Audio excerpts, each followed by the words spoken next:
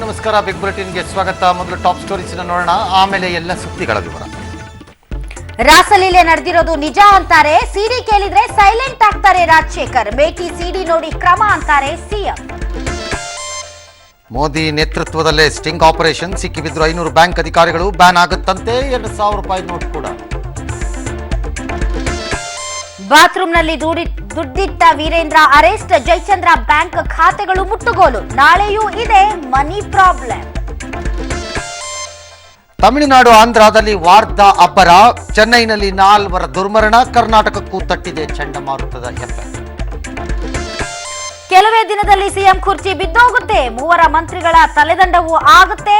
BSY ಸಿಡಿಸಿದ bomb ರಹಸ್ಯ ಏನು? ಕರ್ನಾಟಕ ಅಷ್ಟೇ ಅಲ್ಲ, ದೇಶವೇ ಹುಬ್ಬೇರಿಸುವಂತಹ ರೋಚಕ ಸುದ್ದಿ ಅದು ಬೆಂಗಳೂರಿನಿಂದ ಬಂದದ್ದು. ಐಟಿ ರೇಡ್ನಲ್ಲಿ ಸಿಕ್ಕಿಬಿದ್ದಿರುವಂತಹ ತಿಮ್ಮಿಂಗಲಗಳು ಚಿಕ್ಕರಾಯಪ್ಪ ಮತ್ತು ಜಯಚಂದ್ರ ಅವರಿಗೆ ಒಂದು ರೀತಿ ಅಕ್ಷಯ ಪಾತ್ರೆಯೇ ಸಿಕ್ಕಂತಾಗಿದೆ ಅಂತ ಅನಿಸ್ತಾ ಇದೆ.